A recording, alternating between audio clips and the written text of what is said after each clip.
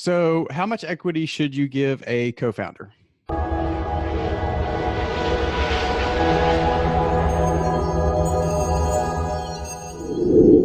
Hey guys, hope you're doing good today. Rolling with the hat, feeling a little spunky. I want to talk to you about a question I got recently, which was how much equity should I give a co-founder? Now, it really comes down to the relationship and the value that that co-founder is going to add. But unfortunately, what a lot of people do, that I did myself, is they tend to split things evenly with their co-founders. We see this a lot when a co-founder is family, friends, someone close to you. It's just easy to kind of give in and say, hey, it's going to be 50-50, or if there's three of you, it's going to be 33%, 33%, 33%, and some decimals, right? It's just the easy thing to do to kind of split it down the middle and say, we're going to all play nice together. We're all bringing equal value, and we're going to share the equity in this company together. But the truth is, that's really hardly ever, if, and sometimes, well, often never the case. In most startups that I've seen where there's multiple co-founders, one co-founder is doing more than, if not far more than, the other co-founders. And that's often the person whose idea it was in the first place. So what we'll see is we'll see a co-founder who had the idea to do something. Maybe they're a business mind. They don't have the technical side, which is the scenario I was in. And they go out, they find a technical co-founder, and they give that technical co-founder an equal percentage. Well, in my case, my technical co-founder did a ton of work, not discounting that at all. He worked for months just to build our application and get it ready for the market. And then he had to do ongoing work as things happen.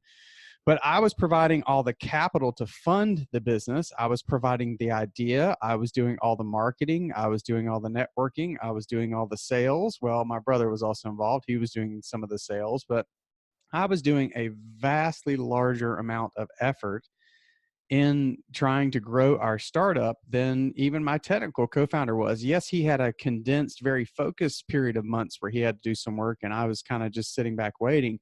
But in the subsequent couple of years to follow, I did all of it. So how do you value all that? Well, the truth is a co-founder is just like an investor. An investor wants to get a percentage of equity in your startup based on the value that they're bringing to bear.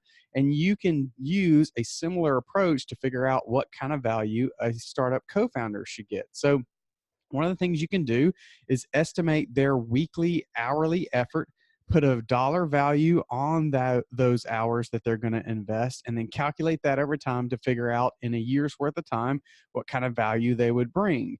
So you can sort of value them just like you can an investor. It's not something that you want to just go out there and kind of throw darts at a dartboard to figure out what percentage everybody's going to get.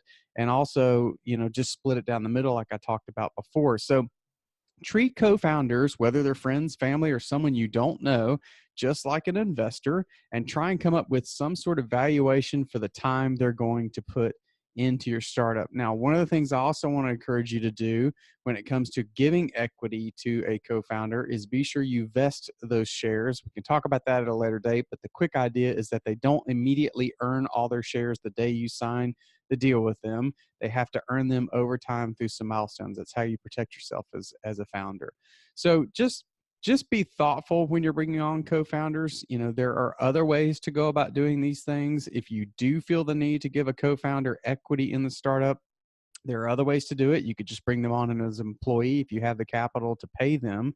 Keep all that equity yourself. But if they're going to be regularly involved in the business, it probably makes sense to bring them on as a co-founder with some shares in the company. One of the things you're also going to find out as you start to gain some traction and some notoriety is that people are going to come out of the woodwork wanting to join your startup and look for equity in the business. So be sure you use at least some intelligent method to put a value on their time and involvement and to give them equity in the business, and make sure that you do that across the board for other co-founders. Just be real deliberate with your co-founders.